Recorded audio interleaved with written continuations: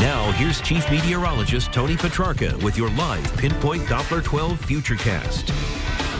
Well, tracking rain on live Pinpoint Doppler 12 radar. Put it on your TV set at home, and a lot of colors indicating precipitation. Of course, the darker greens and some of the yellows are some heavier downpours. You can see located now from roughly Block Island and out towards Newport. Also tracking precipitation across Long Island, New York, and Long Island Sound. Some of this is actually heavier now, even some isolated thunderstorms. And a lot of this is moving off now to the east and northeast now at about 35 miles per hour. So I'm going to bring this into our area, this second batch, probably in the next 60 to 90 minutes. And with it, we've noticed a few rumbles of thunder as well. So downpours are likely now through about 8 or 9 o'clock this evening.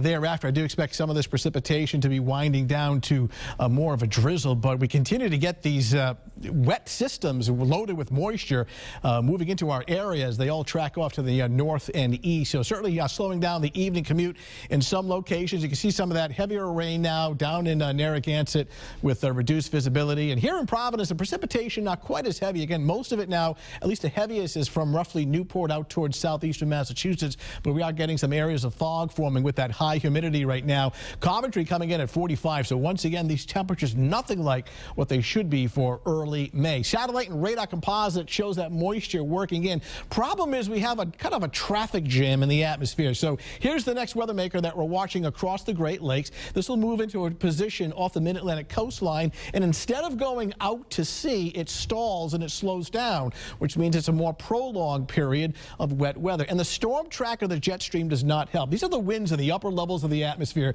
and you can see this huge counterclockwise swirl, what we call an upper level low. In other words, there's no mechanism to kick these storm systems out to sea, but rather they spin around in one spot, and their departure time is certainly extended significantly. Here we are in the northeast once again with our temperatures still running 10, almost 15 degrees below average. Get in real close, take a look at your Futurecast. And again, the first part of the night, a better chance of some heavier rain. We'll start off at this evening. You can see some of the areas of yellow and orange coming in, indicating some downpours. This is around 9 o'clock this evening in the mid-40s. By midnight, its precipitation is letting up. So once we get beyond midnight into early tomorrow morning, it's more of a light shower and drizzle kind of activity, but certainly keep the umbrella nearby for this evening. Rain, slight chance of the rumble of thunder as temperatures pretty much stay in the mid-40s all night long. 7-day Futurecast. It's unsettled through Thursday. Still somewhat optimistic about the weekend and that it's not a washout. It is milder. All eyes on Mother's Day Sunday. Here's the breakdown. Starts off with sunshine, a quick shower at noon, and then by late day, early evening, we bring back the sun. So it's not perfect, but it's not a washout. But at least the weekend does warm up somewhat. But the next couple of days, we are still cool, raw, and wet, with temperatures still running well below average. All right, thank you, Tony. More